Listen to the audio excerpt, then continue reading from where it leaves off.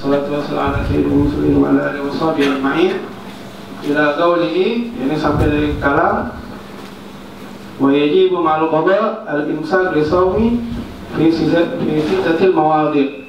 Al-awwal fi Ramadan la fi ghairihi ala mu'tadin bi fitrihi, wa thani ala tarikin ya laylan fil fardhi, wa thalith ala man tasahara zana baga al-layli fabana khilafuhu, wa rabi' ala man aftara zanan al-ghurub fabana khilafuhu aidan, wal khamis ala man bana lahu yawm 30 Sya'ban annahu min Ramadan, wa sadis ala man sabaqahu ma'ul mubalaghati min madmaratin wa istinsyagin. Yani sampai dari sini yang wajib mengqadha bukan sekedar wajib mengqadha, tapi wajib qadha puasa dan imsak. Imsak ini menahan. Jadi makna di sini orang yang meninggalkan ada 7 tempat di sini.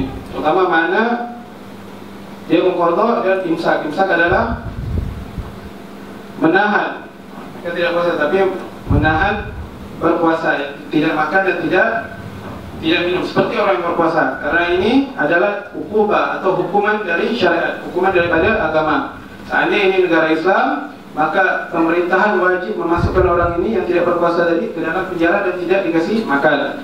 Tapi di sini adalah ukubah syariat, yani agama yang menghukumnya.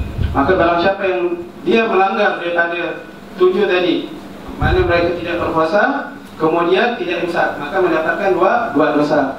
Pertama, dosa karena tidak berpuasa. Yang kedua, dosa karena tidak imsak, karena tidak imsak, tidak menahan daripada makan dan minum. Yang pertama di sini disebutkan sini fi Ramadan. Jadi imsak ini hukuman ini hanya untuk orang yang berpuasa Ramadan aja.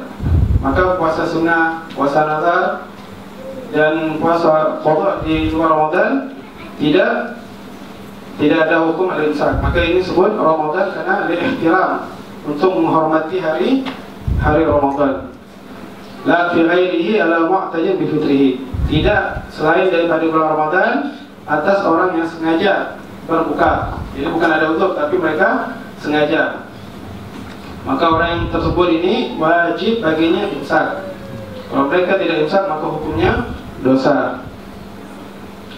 Yang pertama, tarikun niyat lailan fil fardhi.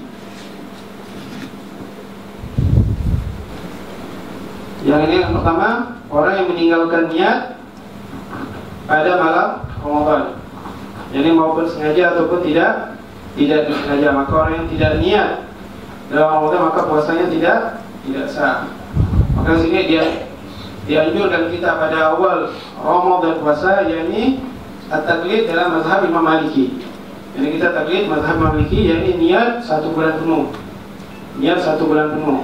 Maka dalam Imam Maliki bilang boleh niat 1 bulan penuh, agar seandainya kita lupa dalam niat, kita termasuk dalam mazhabnya taklid Imam Maliki. Tapi wajib kita mengqadha puasa kita setelah Ramadan. Karena menurut Imam Syafi'i niat adalah di malam Ramadan. Maka untuk menghindarkan ihtiyat dan buat berhati-hati. Karena sesungguhnya orang yang meninggalkan 1 bulan Ramadan meninggalkan, maka tidak mungkin dapat diganti walaupun mereka mengganti 1 hari tadi 1000 hari. Maka tidak akan sama dengan 1 Ramadan. Maka buat ihtiyatan, dianjurkan kita waktu awal pertama Ramadan memakai taklid mazhab Imam Maliki, ini berniat 1 bulan penuh. Maka seandainya kita kelupaan berniat, maka kita boleh imsak yang kita tadi tidak sia-sia. Jadi imsaknya kita menurut Syafi'i imsak, tapi menurut Maliki kita disebut puasa. Tapi kita wajib lagi mengganti puasa kita setelah Ramadan. Adalah orang yang sahur, zona baga laylu, yang mana mereka tadi sahur, mereka merasakan masih dalam keadaan malam. Fabana khilafuhu, yang akan nanti yang didapatkan apa? Hal tersebut sudah fajar. Ini sudah azan subuh. Maka tidak sah juga puasanya dan dia wajib berimsak. Dia juga wajib berimsak. Maka perlu kita ketahui yang sering dilakukan orang awam tadi, yang ini adalah melanggar daripada syariat, yang mana tadi sebagian orang mengatakan percayaan orang yang apabila mereka mendengar azan subuh masih boleh minum. Ada gol seperti itu, tapi itu gol yang sesat. Dan sebagian mereka udah azan subuh masih minum. Sedangkan azan subuh, mana azan subuh sini udah berdirinya fajar.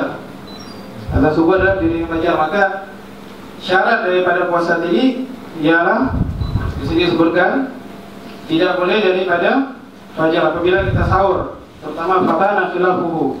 Kemudian yang kita sadari, kita sangka ini masih malam, katanya sudah azan subuh, maka hal tersebut dapat membatalkan puasa yang tidak sah dan dia wajib berimsak. Al-azan al-ghurub fabana khilafuhu aidan.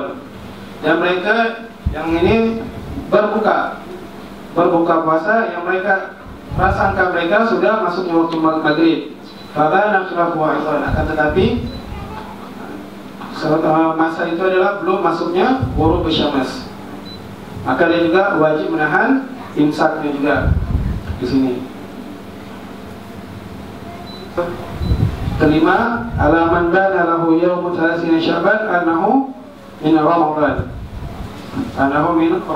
Ada orang yang masih prasangka dirinya, yakni mereka mensyaki bahwa hari ini masih tanggal 30 Sya'ban.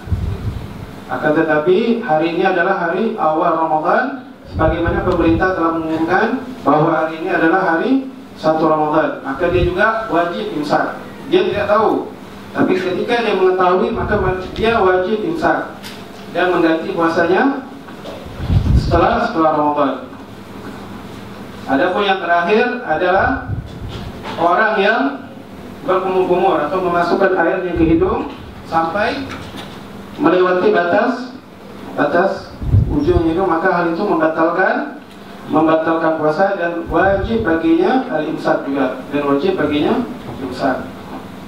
Adapun yang sunnah imsak, adapun hal yang disunahkan imsak ini, 6 ini adalah orang yang wajib imsak. Adapun yang sunnah imsak, yang pertama adalah apabila anak kecil baligh, yang kecil yang sudah sampai umurnya atau sudah sampai at-taklif baginya baligh, maka dia baligh tadi pada siang Ramadan, maka dia sunnah imsak.